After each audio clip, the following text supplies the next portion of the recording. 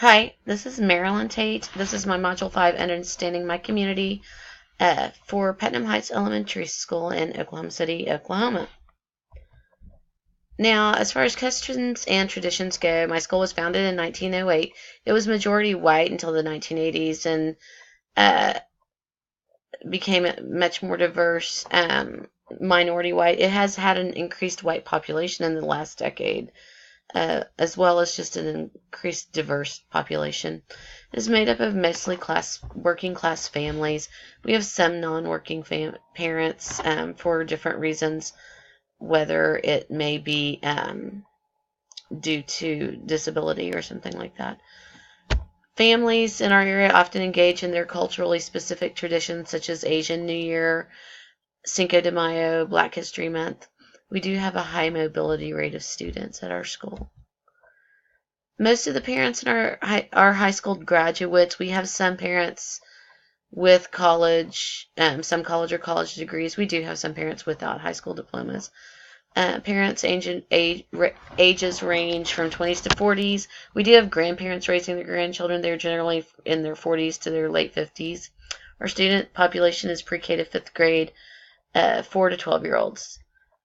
We do have a high diversity. We have 35% Hispanic, 27% Black, 18% White, 9% Asian, 4% American Indian, and we have less than 1%, but do have a Hawaiian Native Pacific Islander represented in our school. So very diverse. Our communication channels, generally how we communicate with the parents in an overall basis is through technological communication. Through the phone, individually, just phone calls, then whole school, and for our district, whole district through robocalls, text messaging, internet, of course, the school and district websites. We have Infinite Campus, which parents can use to see grades, attendance, and behavior reporting. School communications are sent in English and Spanish. The news sources are primarily internet, and local news. We do, through local news, relate weather-related messaging, as well as using text messages and robocalls that's put on the websites as well. Same thing with emergency messaging. Messages go out automatically to the parents that have signed up for text messages, and then home phone calls as well. We have several community groups that assist in our school. We have a parent group that's not super active, but they always participate. They do a weekly popcorn sales for fundraising that they use to help the classes go on field trips and things like that. We have one area church that is our home base for a Whiz Kids program, which is a volunteer tutoring, reading, tutoring, and mentoring program for our school. That same church has created an arts academy dedicated to the children of our school, where kids get to participate in learning to play instruments, singing, theater, photography, painting, sculpture, things like that. And it is an all-volunteer program as well. They also, every year, the church gets together and they make little care packages for our kids that are taking the state tests. We have a Boy Scouts troop just this year at our school. We have the Oklahoma Children's Theater comes, and they've done that for about 10 years, volunteering, and they do theater at our school after school. We have another church group that comes and packs and distributes the food backpacks to kids. Cane's Chicken nearby provides meals for our Student of the Month lunches. Every Student of the Month, they get a nice, fun lunch. We don't really have any specific community groups that create problems in our area, which is a nice thing. Most of our problems do occur around district mandates and policies. Our leadership overall, of course, starts at our state legislature, which is something to talk about.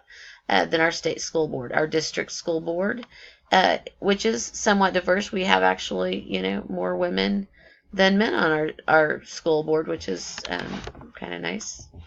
Our superintendent is in her second year, somewhat controversial, Aurora Laura.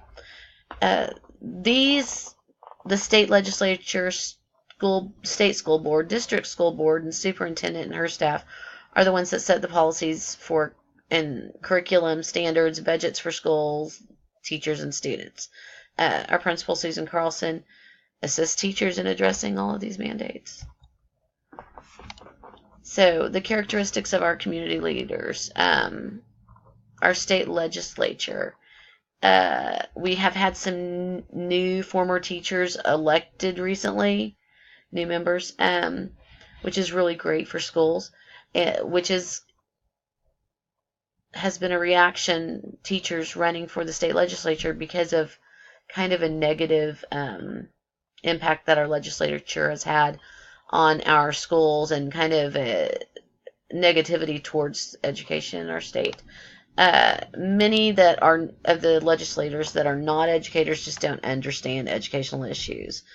Our school board is mixed. It's some new members we do have some new members with a focus on really helping students and teachers, and one in particular that really goes out and wants to talk to people and help out in a real way. Our superintendent is a Broad graduate, which the Broad Academy emphasizes high control, and they also happen to push charter schools, which is something we worry about happening in our district.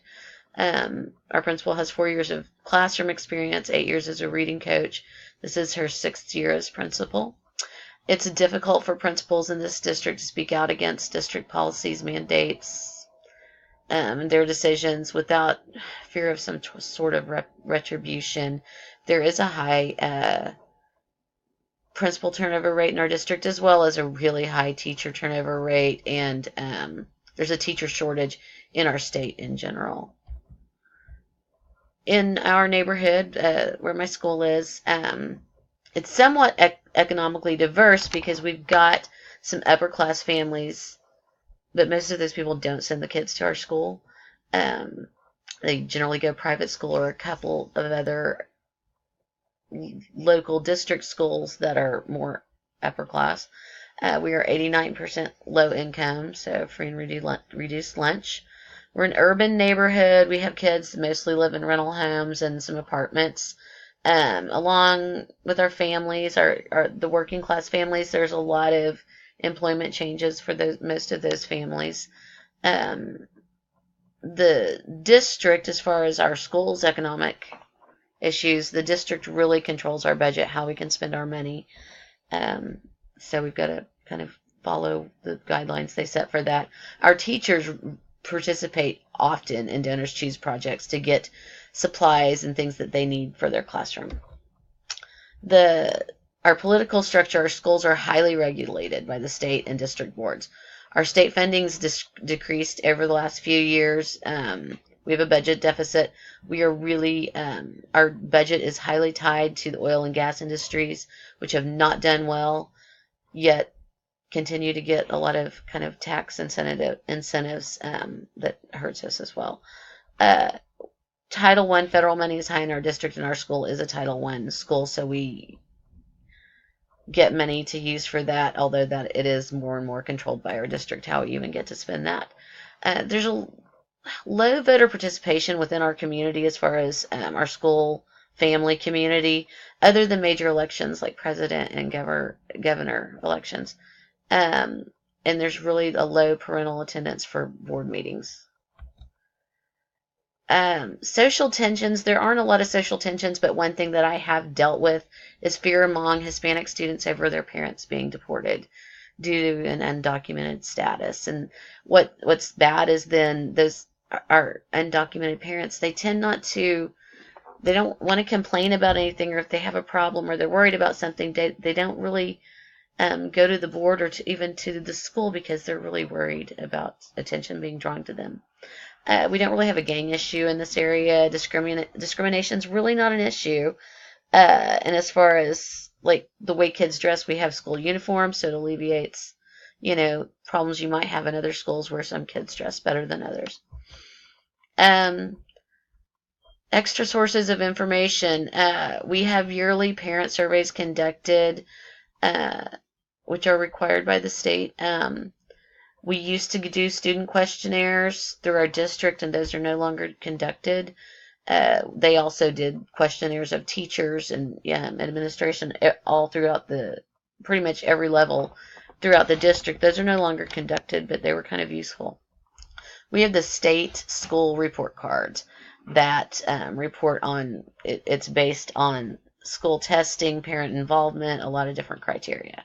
The school district releases information generally through their website and then through emails. Our power structures, we have high control by the Board of Education, in particular the superintendent and her chief academic officer are kind of really in control of everything. We've had some instances of tension within our school board members and our superintendent, which is something we are dealing with now, and among school board members. There have been changes as well there. Our schools have to be aware of whatever it is that the district and the state, want us to do regarding so many things to make sure that we're meeting those requirements. That's something we've got to constantly be on top of. We don't really have any issues with our multicultural diversity. Kids grow up together and they get along together. We have a yearly multicultural program and activity day. We have a multicultural club. We communicate bilingually, and we do have bilingual staff and translators. Measuring public opinion, we need to analyze any new reporting that comes out on a daily basis. We also really should analyze social media because that's where the public, for the most part, voices their opinion. I feel it's important that we need to address negative reports and reviews immediately. We talk to stakeholders. That's pretty much how we get a lot of things. It's just one-on-one conversation. And we try to utilize our current volunteers as advocates for our school to go out and talk to people about our school, as well as just spreading good word about our school. Public opinion surveys. We don't really have any basic public opinion surveys. We do have the yearly parent surveys required by the state for the school grading system. That's pretty much the only formal survey that we have just for our school. Most opinions are obtained through personal contact. That is what I have for our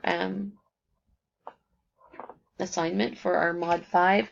I hope you like it and have a great day.